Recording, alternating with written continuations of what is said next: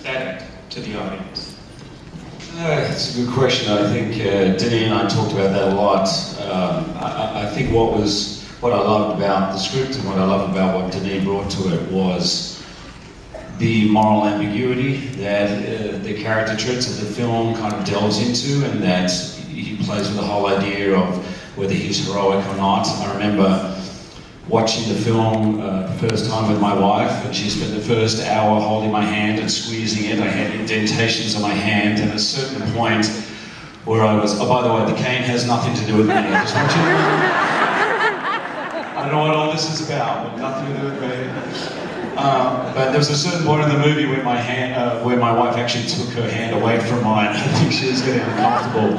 And I think that's where the movie exists. What we really concentrated on was making that primal urge for all the characters real, so that even if you didn't agree or you're uncomfortable, that you always understood where all the characters were going. Jake, a lot of the intensity in this film swirls around your character. He is the kind of the center of a lot of that. And a lot of what your character is going through is internal. Can you talk a little bit about how you chose to portray that? Because there's so much that's unspoken in your character.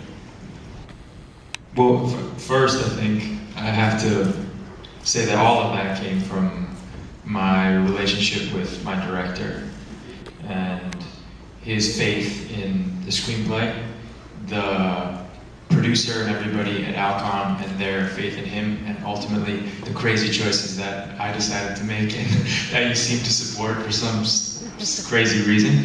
But I think it was interesting to me that the detective in a story is always filled with certain cliches. We, as an audience, always come to watch a detective do certain things that we're very used to. And I know that Denis is obsessed with the themes in his movies. He picks a number of things that intellectually and emotionally stimulate him, and he will follow that through an entire movie. And if you can kind of catch on and throw some ropes into those themes, he loves it all the time, And I knew some of them, and I tried to put some of them on my body with tattoos, and that was a history that we came up with. And then also just behaviorally, I think the question of how this guy was a prisoner also and had been trapped himself, even though it was never necessarily explained, was really important, and that could kind of carry its own question mark while he tried to discover all the question marks in the story. And it was really all him supporting that. Love you, Jake! I love you. Yeah, I got nothing but love tonight, so really, wherever you are, I think I love you too. Alright. Easy time.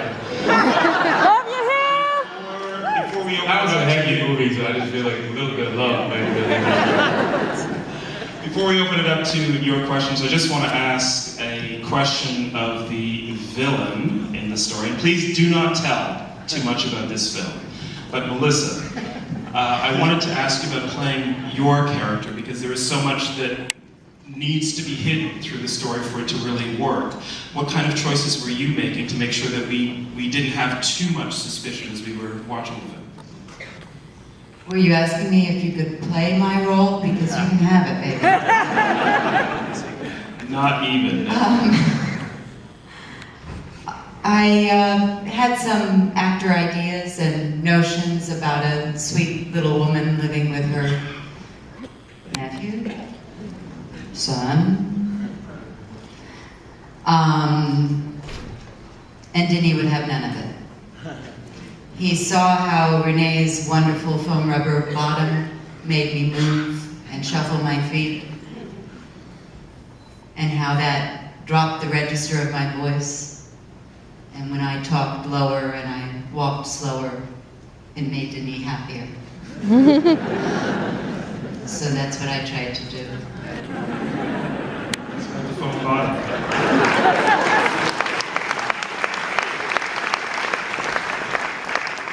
Okay, we have a little bit of time for your